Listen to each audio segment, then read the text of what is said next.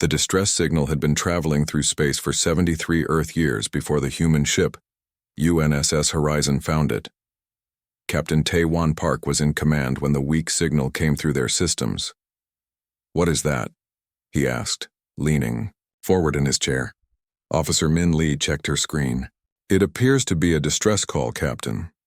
Very old, but still active." Captain Park nodded.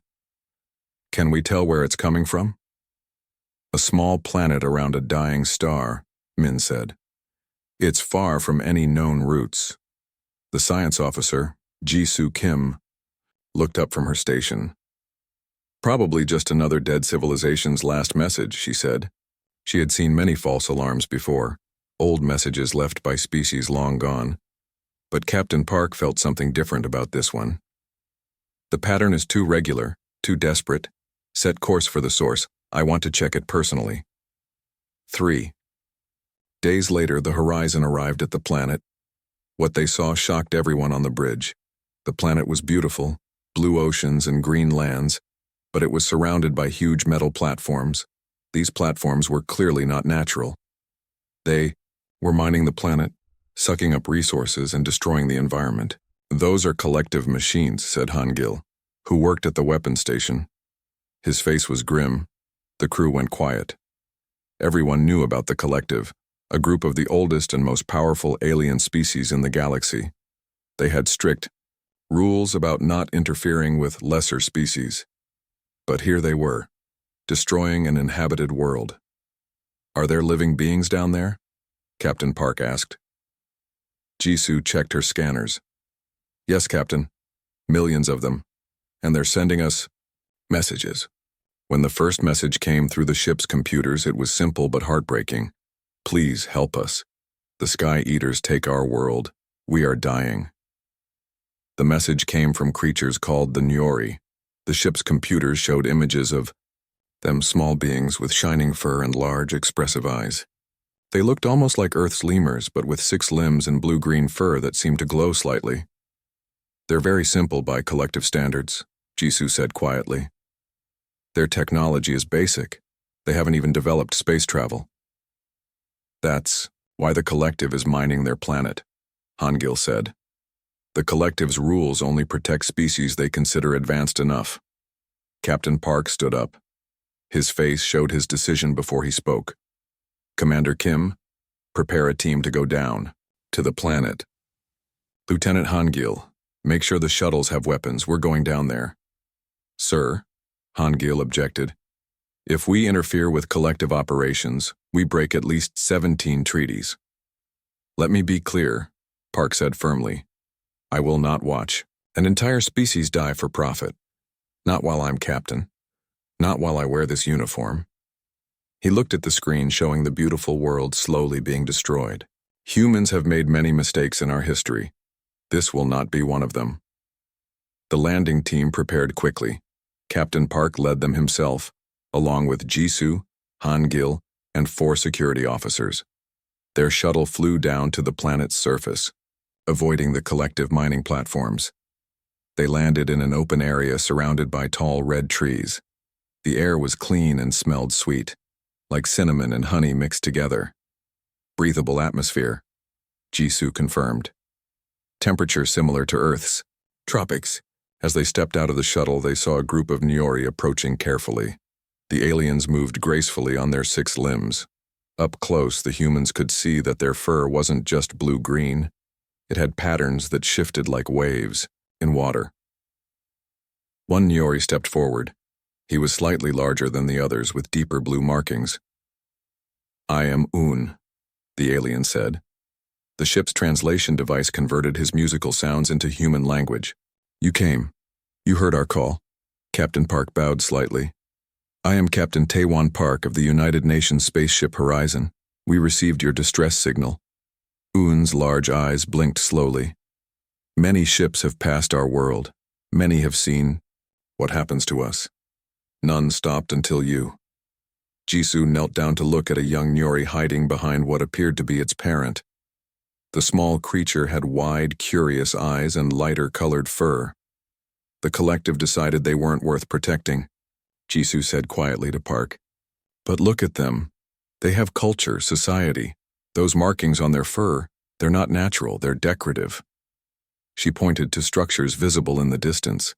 What had looked like hills from orbit were actually buildings grown from living plants and shaped into homes and community spaces. They blended so perfectly with the environment that they were almost invisible unless you knew what to look for. How long have the mining platforms been here? Park asked Un. 3 generations, the Nyori leader replied.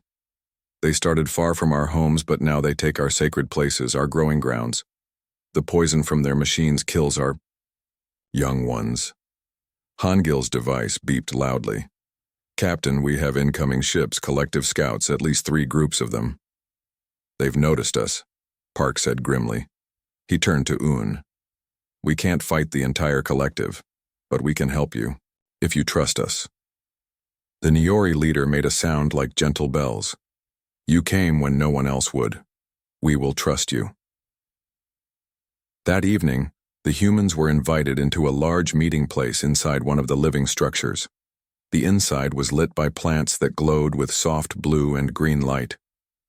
Nyori from many different communities had gathered. Captain Park explained his plan. Earth would formally adopt the Nyori as a protected species. It was a rarely used rule in galactic law that allowed advanced species to declare themselves protectors of developing ones. The collective will fight this, warned Officer Yan Wu Choi, the ship's legal expert. They'll say we're interfering with their legal mining operation.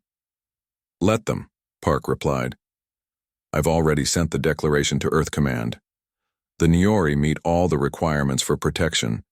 They are thinking beings with organized society, and they face extinction without help. Un and the other Nyori elders performed a ceremony, creating a bond between their people and humanity. As they finished, the walls of the room pulsed with soft blue light. What's happening? Hangil asked, touching his weapon. They sing, said a Nyori elder named Rin. The trees, the earth, they recognize you as defenders. Our world accepts you. Just then Park's communication device activated. Captain, came the urgent voice of the officer left in charge of the horizon. Collective warships have entered the system. They're demanding we leave immediately. Park stood up, his face determined. Tell them that Earth stands with the Nyori, and we are not going anywhere. Captain Park stood firm as the message from the collective ships repeated on his communicator. Their demand was clear. Leave this planet immediately or face serious consequences. What are your orders, Captain? Asked Hangil. The security officer's hand rested near his weapon, though everyone knew they couldn't win a fight against the powerful collective ships. First, we need to understand what we're protecting, Park said. He turned to Jisoo. Study the Nyori and their world. I need to know everything about them. Jisoo nodded and began working with her science team. They set up equipment around the Nyori settlement, while Park and Yanwu prepared formal protection documents to send to Earth Command.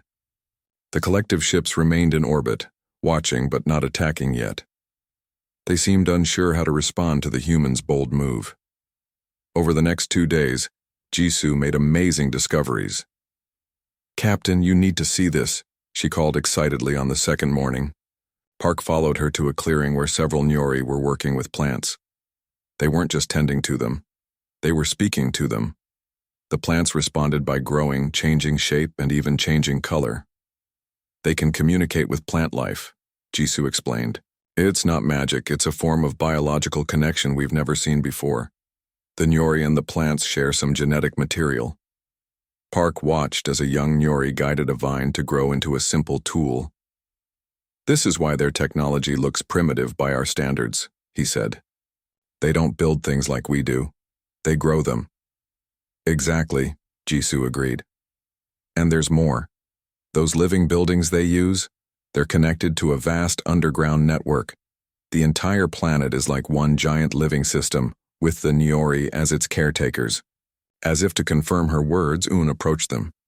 You begin to understand, the Nyori leader said. We do not rule our world. We serve it. That evening, all the human team members gathered in the main Nyori meeting hall. The walls pulsed gently, with bioluminescent light that responded to the mood in the room. The collective gave us 3 days to leave, Park told his crew. Tomorrow is the deadline. We've received messages from Earth Command, Yanwu said. They're backing your decision, Captain. The protection declaration has been filed with the Galactic Registry. Hangil looked worried. Will that stop the collective? They control the registry. Not entirely, Yanwu explained. They have to follow their own rules or they lose authority. If we can prove the Nyori meet the criteria for protection, they have to accept it. And do they? Park asked Jisoo. She nodded eagerly. Beyond any doubt. The Nyori aren't primitive, they're different. They've developed along a completely different evolutionary path than most spacefaring species. Instead of conquering nature, they've learned to work with it. Park turned to Un, who had been listening quietly. We need to make a formal agreement between our peoples, a pact that will be recognized across the galaxy. Un's fur rippled with patterns of blue and green. We understand. Our elders have discussed this. We will join with humans in what you call a pact of protection. As the humans watched, the Nyori began to prepare for a ceremony. They brought in large bowls of glowing liquid and special cloths woven with patterns that seemed to move in the light. This is their most sacred ritual, explained Lin, a young Nyori who had been helping Jisoo. It has not been performed in many generations. The ceremony began at midnight. Nyori from all communities gathered in a large circle. In the center stood Captain Park, Jisoo, Hangil, and Yanwu representing Earth. The elders, led by Un, entered the circle. Each elder carried a small glowing seed. One by one, they planted these seeds in a special container filled with soil from their world. These are memory seeds, Lin whispered to Jisoo. They contain the history and knowledge of our people. Un spoke in the musical language of the Nyori. The translator conveyed his words. For countless seasons we have tended this world. Now we face destruction from the sky. The humans have come as friends when all others abandoned us. Today, we join our fate to theirs. The elders approached the humans. Each elder took a drop of the glowing liquid and placed it on the forehead of each human. It was cool to the touch and smelled like sweet flowers. With this sacred water, we recognize you as protectors of the Nyori, Un continued. Your people and ours are now bound in trust and purpose. Captain Park stepped forward. He had prepared formal words, but looking at the hopeful faces of the Nyori, he decided to speak from his heart instead. The people of Earth accept this responsibility, he said clearly. We pledge to protect the Nyori people and their world from harm. Your struggle is now our struggle. Your future is our future. As he spoke these words, something amazing happened. The seeds the elders had planted suddenly sprouted. In moments, they grew into small glowing trees that twisted together into a single unified shape, the shape of a human hand holding a Nyori hand. The world sees and approves, Un said, his large eyes shining. The pact is made. The walls of the living hall pulsed brightly, and outside, the forest seemed to come alive with light. Even the humans could feel something, a sense of being accepted, of belonging to this place. The moment was broken by an urgent call from the horizon. Captain, the collective ships are powering weapons. They're sending landing craft toward your position. Park turned to his team. Get everyone to safety. Hangil, deploy our defensive systems. The humans had prepared for this. During the past 2 days, they had set up shield generators around the main Nyori settlements. These shields couldn't stop a full attack, but they could buy time. What about the ceremony? Jisoo asked, looking at the Nyori who were now watching with worried eyes. It's complete, Un said. The pact is made. Now we must survive to honor it. Outside, they could hear the rumble of collective ships entering the atmosphere. Large harvest machines moved toward the settlement, crushing trees and plants in their path. Those machines will destroy everything, Hangil said grimly. Our shields won't stop them for long. But then something unexpected happened. As the massive harvesters approached the edge of the forest, the ground beneath them began to move. Huge roots shot up, wrapping around the machine legs. Giant vines emerged from the trees, entangling the cutting arms. The forest defends itself, Lin cried out in amazement. Not just the forest, Un said quietly. The planet. It recognized humans as allies in the ceremony. Now it fights alongside us. Captain Park watched in awe as the planet itself seemed to rebel against the invaders. It wouldn't be enough to stop the collective completely. Their technology was too advanced, but it gave them something crucial. Time. Send the evidence to Earth Command, Park ordered Yanwu. Everything we've learned about the Nyori. We need to show the galaxy what's really happening here. As night fell, humans and Nyori stood together, watching the forests glow with defiant light against the machines that had come to destroy them. The pact had been made, and now it would be tested by fire. Morning came to the Nyori world. The forest still glowed faintly where it had fought against the collective machines. Captain Park stood outside the main settlement, watching as repair crews worked to fix the shield generators. The collective has pulled back to orbit, Hangil reported. They've stopped their attack for now. They're waiting for something, Park said. He looked up at the sky where collective ships still circled the planet. His communicator beeped. Captain, we're receiving a message from the collective flagship, said the officer on the horizon. Put it through, Park ordered. A stern voice filled the air. Captain Park of Earth Vessel Horizon, you are summoned to meet with Arbiter Prime Voss aboard the collective vessel Eternal Axiom. You may bring 2 advisors. You have 6 hours to comply. Park looked at his officers. They want to talk. That's a good sign. Or a trap, Hangil warned. If they wanted to destroy us, they could have done it already, Yanwu pointed out. I think this is a diplomatic opening. Park nodded. Yanwu, you'll come with me as legal advisor. Jisoo, I need your scientific knowledge about the Nyori. 6 hours later, a small human shuttle docked with the massive collective flagship. Park, Yanwu, and Jisoo walked down long hallways made of a strange, shimmering material that seemed almost alive. They were led to a large circular room. Around a central table sat representatives from 12 different alien species, the ruling council of the collective. Some looked almost human, while others were completely different. Beings made of crystal, light, or strange gases contained in special suits. At the head of the table was Arbiter Prime Voss. He appeared as a tall, thin being with translucent skin that glowed with inner light. His eyes were large and completely black. Humans, he began, his voice cold and formal. Your interference on planet SR-379 is unlawful. That world was properly surveyed and found to contain no qualifying sentient life. With respect, Arbiter, Yanwu spoke up. Your own laws require thorough cultural assessment before resource extraction begins. Our studies show the Nyori have advanced language, art, religion, and social structures.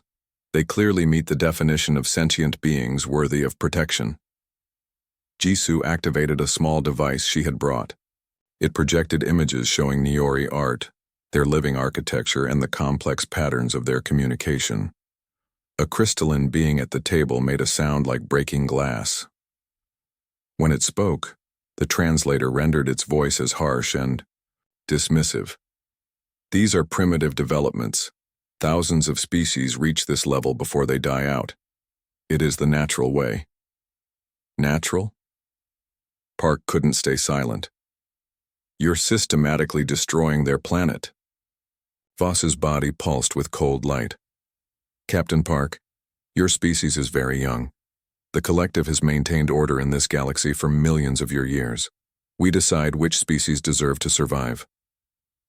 And who gave you that right? Park challenged. The Nyori may not have starships or advanced computers, but they have something many here seem to have forgotten. They care for their world and each other. They live in harmony with their environment instead of destroying it. A heavy silence filled the room. Finally, an unexpected voice spoke. Perhaps the humans have a valid point to consider. The voice came from a being seated far down the table. It looked like a column of swirling mist inside a field of energy. This was a representative of the Olin, one of the oldest species in the collective. Many cycles ago, when we were young, another race protected us from destruction. The Olin continued. Before we mastered space travel, we too were considered unworthy by the standards of older races. Murmurs spread around the table as the Olin spoke. Voss seemed displeased, his glow dimming slightly. Park seized the opportunity. We ask only that the collective follow its own principles. Study the Nyori properly. See what they truly are before deciding their fate. The meeting ended without a clear decision. As they returned to their shuttle, Jisoo seemed hopeful. The council is divided, she explained. The older members like the Olin remember when they were vulnerable. That gives us a chance, Park nodded. But a chance isn't enough. The collective respects power and ancient laws. We need both. When they returned to the planet, they found Un waiting for them. What happened? The Nyori leader asked. We've bought some time, Park said. But we need to strengthen our position. The collective needs to see the Nyori as worthy of protection. Over. The next few days, human and Nyori worked together closely. Jisoo made an important discovery while studying with Lin in one of the oldest Nyori settlements. Captain, she called excitedly through her communicator. You need to see this immediately. When Park arrived, Jisoo led him to an underground chamber beneath a massive living structure. The walls were alive with light and patterns. The Nyori have been hiding their greatest secret, Jisoo explained. They're not just living on this planet, they're connected to it. The planet itself is a kind of living entity, and the Nyori are its caretakers. Lin nodded, her fur patterns shifting with emotion. We did not tell outsiders before. Many would not understand. Some would try to use this knowledge to hurt our world. Show him, Jisoo urged. Lin placed her six-fingered hands against the living wall. The patterns of light changed, forming images that showed the history of the Nyori and their world. The images revealed how, over thousands of years, the Nyori had formed a special relationship with their planet. They didn't just live on it, they helped guide its development, and it protected them in return. This changes everything, Park said. The Nyori aren't just another species, they're guardians of a unique form of life. With this new understanding, the humans developed a bold plan. First, they sent all their findings to Earth Command. Teams of human scientists confirmed Jisoo's discoveries. The evidence was clear. The Nyori and their world represented a rare form of planetary consciousness that deserved special protection. Earth's diplomatic corps worked tirelessly. They found ancient collective laws that protected planetary consciousness. They found cases where the collective itself had protected seemingly simple species because of their unique roles in their ecosystems. Most importantly, they gathered allies. Other young spacefaring races who had faced collective dismissal joined Earth's cause. Even some individual collective citizens, impressed by what they learned about the Nyori, offered support. 2 weeks after the first meeting, Captain Park returned to the collective flagship. This time he brought not just Yeonwoo and Jisoo, but also Un and Lin to represent the Nyori. And he brought something else: legal documents, scientific evidence, and historical precedents that even the collective couldn't ignore. As they entered the council chamber, they found more representatives present than before. News of the dispute had spread across the galaxy. Many wanted to see how it would be resolved. Arbiter Prime Voss still looked displeased, but there was something new in his expression: uncertainty. The council will hear your final arguments, Voss announced. Then we will decide the fate of World SR-379 and its inhabitants. Park stepped forward, ready to present the strongest case possible for the Nyori and their world.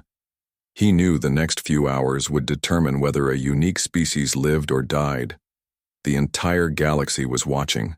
Honored representatives, he began, we come before you not just to defend the Nyori, but to remind the collective of its highest purpose, to preserve the true diversity of life in our galaxy.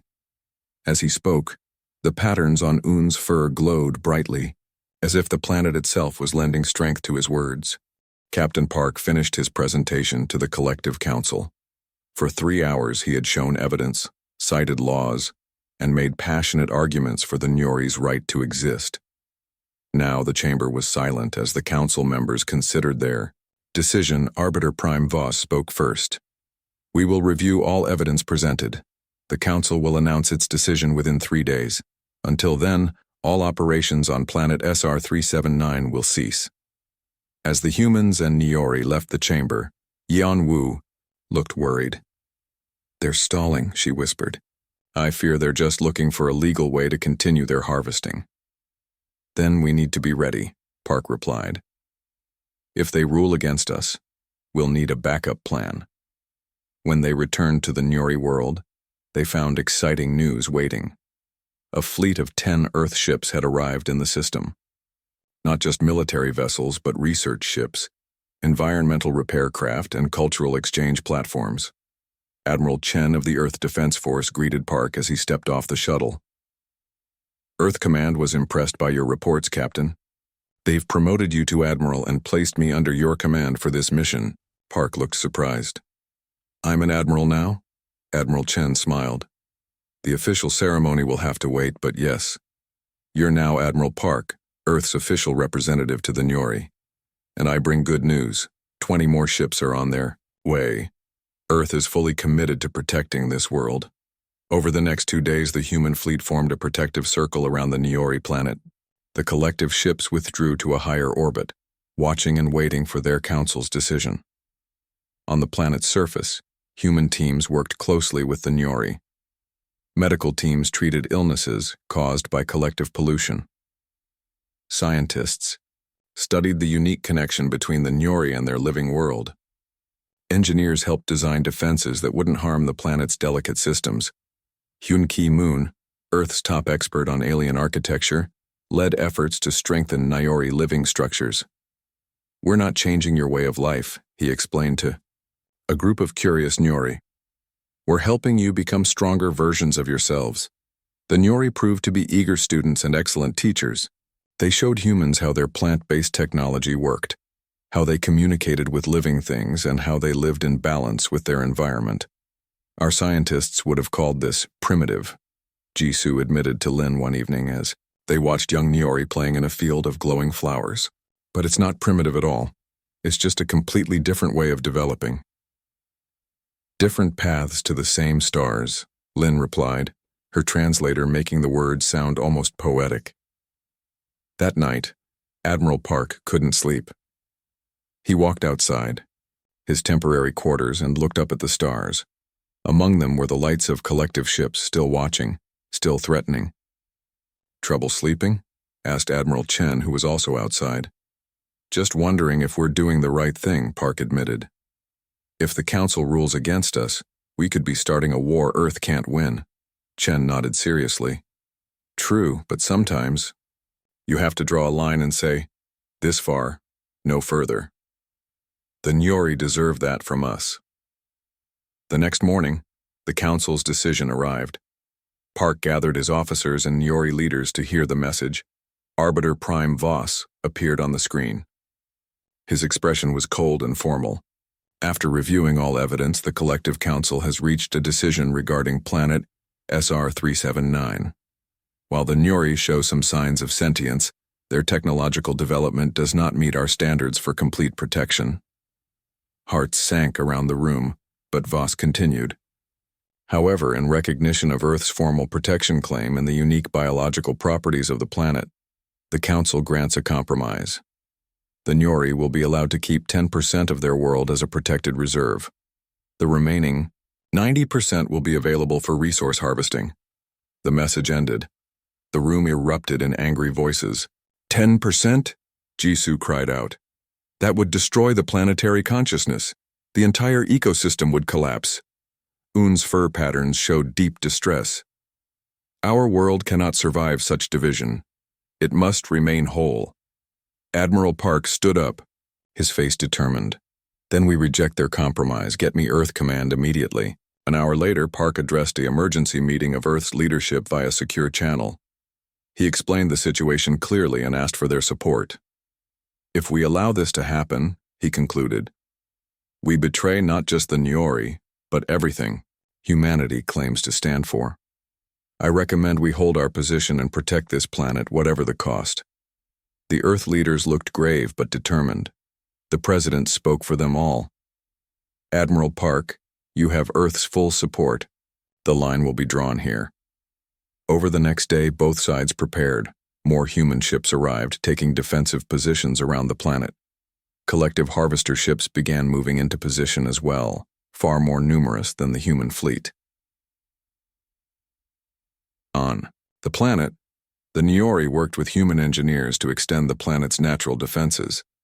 They couldn't match collective technology, but they had something unique. The living planet itself, now fully awakened to the threat.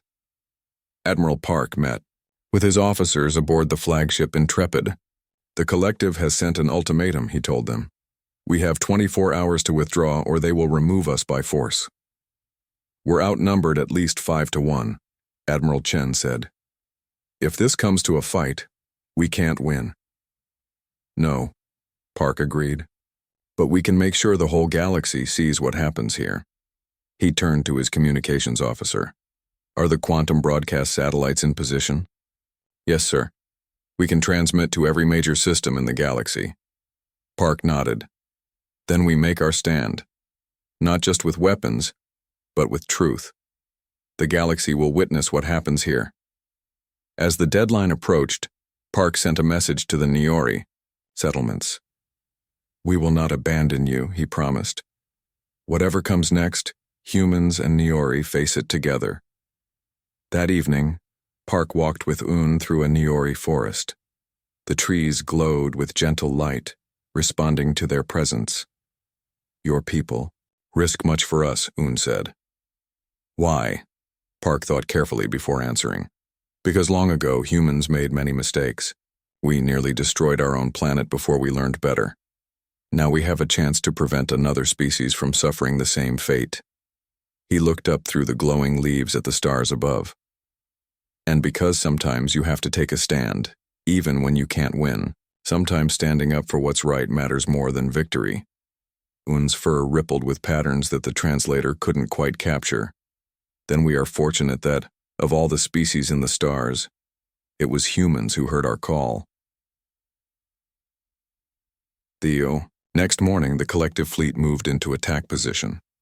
On the planet's surface, humans and Niori worked side by side, ready for whatever would come. Admiral Park stood on the bridge of the Intrepid, watching as the massive collective warships approached. He had given his orders. The human ships would not fire first, but they would defend the Niori with everything they had. Broadcast ready, Admiral, the communications officer reported. The galaxy is watching. Park nodded. Let them see then. Let them all see what happens when one species stands up for another. The collective ships moved closer. The final countdown had begun. The sun rose over the Niori world as the final hour of the collective's deadline arrived. Admiral Park stood on the bridge of the Intrepid, watching as the enemy ships moved into attack formation. His crew worked silently at their stations, each person knowing what was at stake. All shields at maximum, reported Admiral Chen. Our ships are in defensive positions, Park nodded. Remember, we don't fire first, but if they attack, we protect this planet with everything we have. On the planet below, humans and Niori waited together. The quantum broadcast satellites were ready, positioned to send images of whatever happened to every corner of the galaxy. Collective ships are powering weapons, the tactical officer announced. First wave of harvesters beginning descent toward the planet. Park took a deep breath. This was it. Send one final message to the collective flagship, he ordered. Tell them that the eyes of the galaxy are upon them. As the message was sent, something unexpected happened. New signals appeared on the long-range scanners. Large ships were emerging from faster-than-light travel at the edge of the system. Sir, we have unidentified vessels entering the system, called out the sensor officer. At least 20 ships. No, 30. These are large vessels, Admiral. More collective reinforcements? Chen asked, her face grim. No, the officer replied, sounding confused. These are different. I've never seen this design before. A transmission came through on all channels. This is Arbiter Shen of the Olin Protectorate.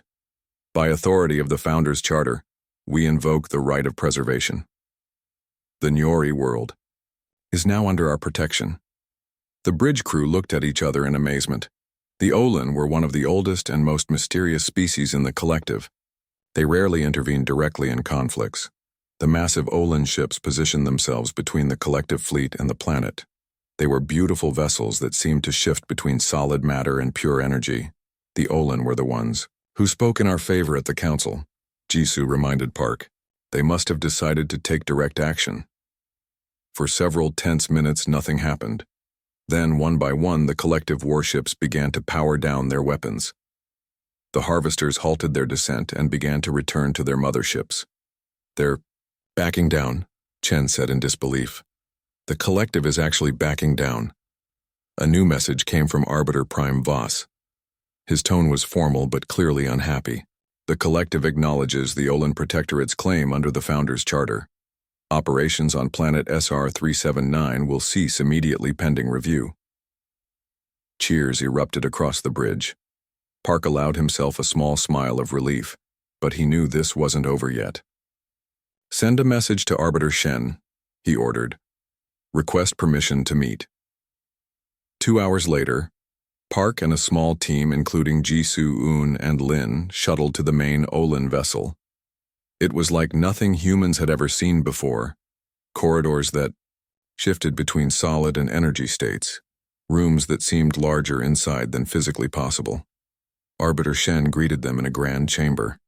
The Olin appeared as a tall, graceful being made of swirling light and mist contained within a faintly visible field of energy. "Humans," Shen began, his voice somehow both distant and warm. "You have reminded us of something we had nearly forgotten. Long ago, when the galaxy was young, the strong protected the vulnerable not because of what they could provide, but because it was right." The Arbiter turned to Eun and Lin. "The Niori have shown us that development follows many paths. Your connection to your world represents a form of evolution the collective has not seen in millions of years. Why did you decide to help us?" Park asked. "Your stand stirred much debate among the elder races," Shen explained. "Many had grown comfortable with judging other species by their own standards. You forced us to remember that true wisdom includes recognizing the value in differences." The resolution came quickly after that. The Niori world was declared a protected biosphere. Human ships would remain, but under Olin authority. Most importantly, the incident triggered a review of collective policies regarding the treatment of non-advanced species. 1 year later, Admiral Park stood with Eun on a hillside, watching as the first joint Niori Human Research Center opened its doors. Around them, the planet was healing. The damage from collective harvesters was fading as new growth reclaimed damaged lands. "It's amazing how quickly your world can heal itself," Park commented. "With help from your people," Eun replied.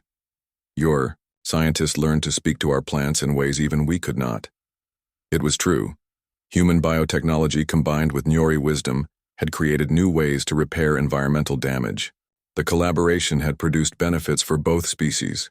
"We were forsaken by the stars," Eun said quietly. "Until humans found us." Park shook his head. "Not forsaken, just waiting for the right moment, for our paths to cross." In the sky above, ships from many worlds moved peacefully. Human vessels flew alongside those of several young species who had been inspired by Earth's stand. Even a few official collective observers had arrived, studying this unusual partnership with interest. "What happens now?" asked Jisoo, who had chosen to stay on the Niori world as chief science liaison. "Now?" Park smiled, looking up at the stars that once seemed so cold and distant. "Now we build something new. Together." Later that day, Park attended a special ceremony in the main Niori settlement. The living buildings had grown and changed, incorporating elements of human design while maintaining their connection to the planet.